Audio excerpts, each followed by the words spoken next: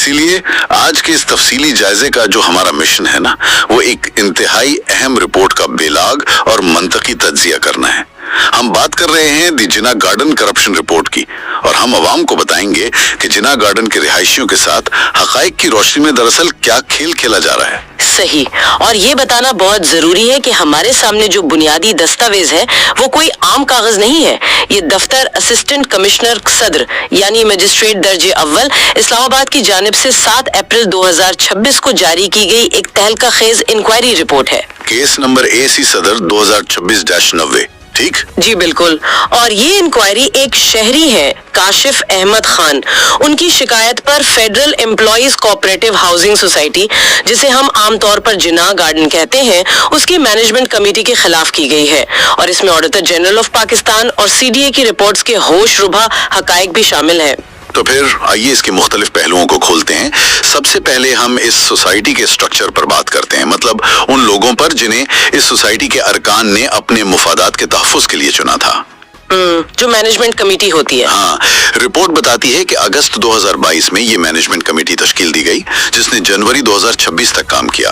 اب ظاہر ہے جب ایک کمیٹی بنتی ہے تو اس میں صدر، نائب صدر اور ممبران ہوتے ہیں، اور اس سرکاری انکوائری رپورٹ میں باقاعدہ نام لے کر ذکر کیا گیا ہے۔ بالکل، اور یہاں جو بات سب سے حیران کن ہے نا، وہ یہ ہے کہ ہم کسی ایک فرد کی غلطی کی بات نہیں کر رہے۔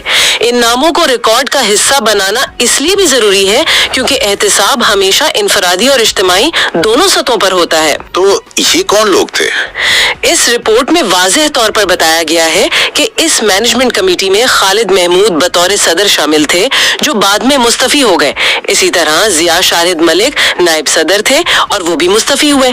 پھر کرامت علی، واجد نسیم احمد جو سیکرٹری کی ذمہ داریاں نبھا رہے تھے۔ اچھا، واجد نسیم احمد سیکرٹری تھے؟ جی، اور ان کے علاوہ ذیشان جاوید، سردار الطاف حسین، محمد عرفان طارق، شہزاد محمود، محسن علی، سید رجب علی شاہ کاظمی، تیمور علی، مبارک علی اور آصف اقبال شامل تھے۔ یہ تو پوری ایک فوج ہے، مطلب اتنے سارے لوگ اس کمیٹی کا حصہ تھے؟ بالکل، یہ وہ لوگ تھے جن کے کندھوں پر ہزاروں ممبران کے سرمایہ کی حفاظت کی ذمہ داری تھی۔ لیکن انکوائری رپورٹ ایک بہت ہی پریشان کن رویے کی نشاندہی کرتی ہے۔ جب انکوائری شروع ہوئی کاشف احمد خان کی شکایت پر اور انہیں نوٹسز جاری کیے گئے تو اس کمیٹی نے نوٹسز کے نامکمل جواب دیے۔ مطلب تاخیر کی، اور سب سے بڑی بات یہ کہ سوسائٹی کا ریکارڈ تک فراہم کرنے سے گریز کیا۔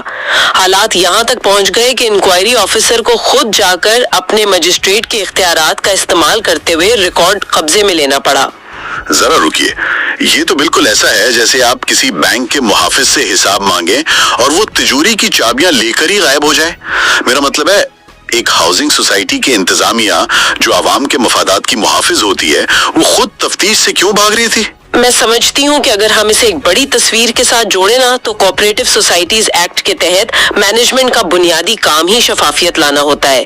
جب انتظامیہ ریکارڈ چھپانا شروع کر دے تو یہ محض کوئی انتظامی نااہلی نہیں کہلاتی، اسے قانونی زبان میں منظم بدعنوانی یا آرگنائزڈ کرپشن کا پہلا ثبوت مانا جاتا ہے۔ ظاہر ہے کوئی اپنا ریکارڈ تبھی چھپاتا ہے جب اس میں کچھ کالا ہو۔ بالکل، اور جب ایک سرکاری آفیسر کو طاقت کے زور پر ریکارڈ قبضے میں لینا پڑے تو اس کا سیدھا سا مطلب ہے کہ کچھ بہت بڑا چھپایا جا رہا تھا۔